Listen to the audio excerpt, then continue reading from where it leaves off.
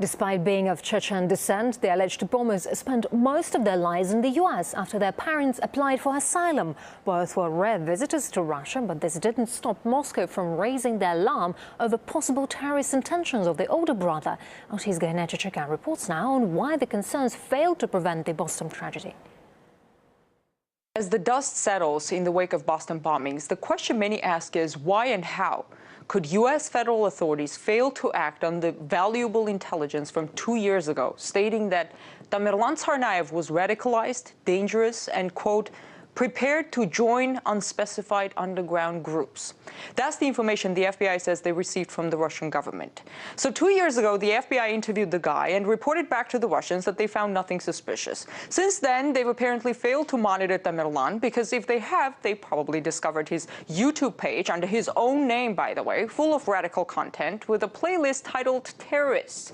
So you have intelligence from a foreign government, you have the individual openly sharing radical content, and yet somehow he's off the radar. The fear is the reason the FBI dropped the ball on the alleged Russian intelligence is that they treated it as solely Russia's problem.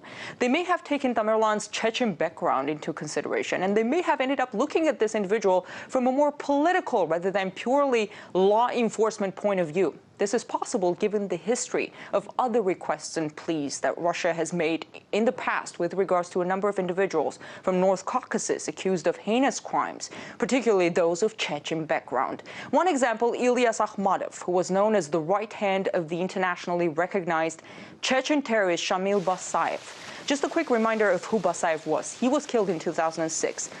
Shamil Basayev's record as a Chechen militant leader included, in 1995, he and his gang attacked the city of Budyonovsk and took up to 1,800 residents of that city hostage in a hospital, including 150 children. At least 140 people died as a result of that attack. Also, as he gained power in the region, Shamil Basayev stated his objective to have all Muslim regions in Russia break away from the country. It was basically a call to start a war on all fronts.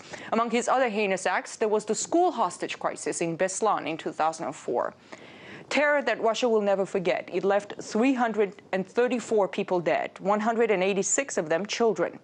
So the right hand of this monster who helped stage all this horror, Ilya Akhmadov, arrives in the U.S. somewhere around the year 2000, settles down in Boston, by the way, and receives political asylum, despite Russia's pleas to treat him as a criminal.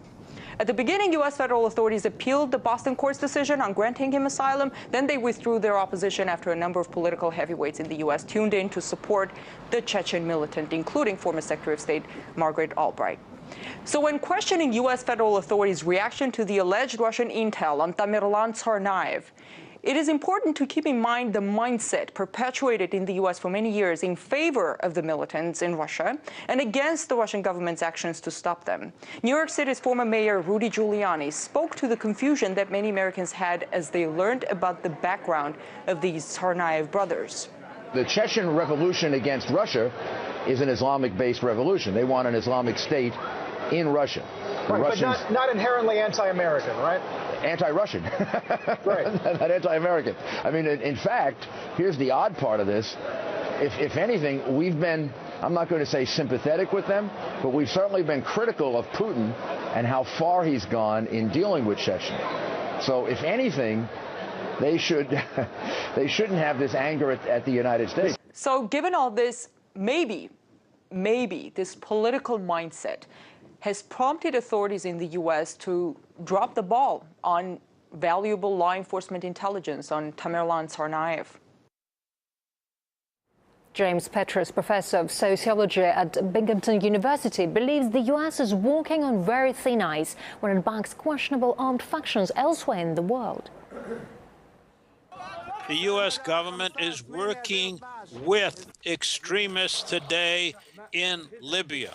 They are working with Islamic extremists in Syria.